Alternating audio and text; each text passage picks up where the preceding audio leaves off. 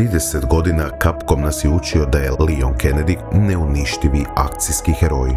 Čovjek koji preživljava padove helikoptera, vojske kultista i biološke katastrofe bez ijedne ogrebotine. Ali u Resident Evil Requiemu to više ne postoji. Mislite da igrate s čovjekom na vrhuncu snage, a to je zapravo itekako krivo. Igrate s hodajućim mrtvacem.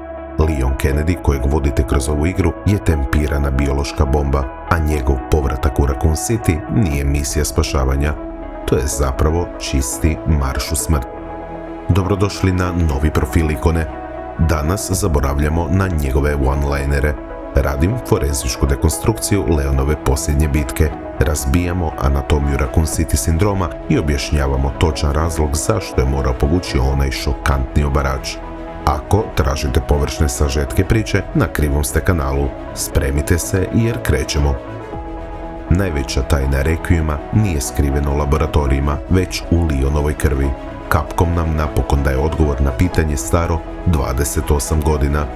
Kako su svi glavni likovi preživjeli toliko ugriza i infekcija? Istina je zapravo surova. Virus nikada nije napustio Leonov organizam, te virus je cijelo vrijeme bio u njemu u latentnom stanju. I sada Raccoon City sindrom dolazi po naplatu. Svaki put kad u igri iskašljava krv, on zapravo gleda kako mu stanična struktura odomire u realnom vremenu. Njegova najveća borba u ovoj igri nije protiv bioterorista ili zombija. Njegova najveća borba je protiv vlastitog imunološkog sustava koji se polako gasi. On zna da mu ističe vrijeme.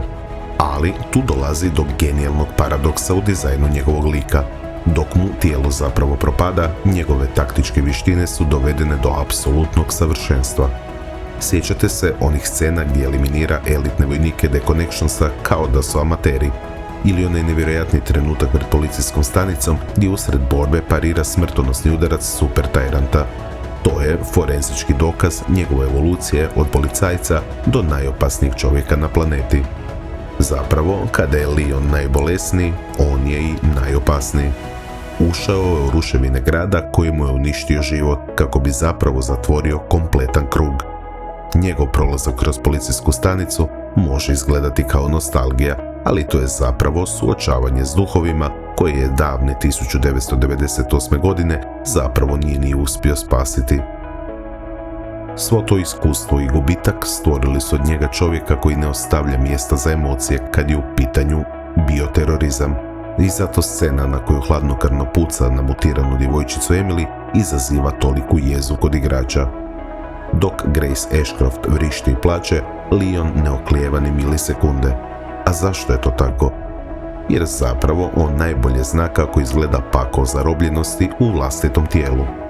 Njegov metak nije čin zla, zapravo je to ultimativna eutanazija. Smrti u ovom svijetu često milost, ali ipak igra donosi nevjerojatan preokret kada Grace na kraju iskoristi Spencerov LP serum, zapravo ultimativni antiviralni lijek, i izliječi Leonov Raccoon City sindrom. Leon je tako preživio i vlastitu biološku tempiranu bombu. Leon Kennedy je preživio nemoguće i napokon izbacio virus iz svog tijela. Ali taj isti LP serum koji mu je spasio život pretvorio je drugog čovjeka u običnu nultu točku u trenutku kada se proglasio Bogom. A govorim vam naravno o Zenu. Tko je čovjek ispod tamnih naočala i zašto je njegova mutacija najbolesnija prevara ovog serijala?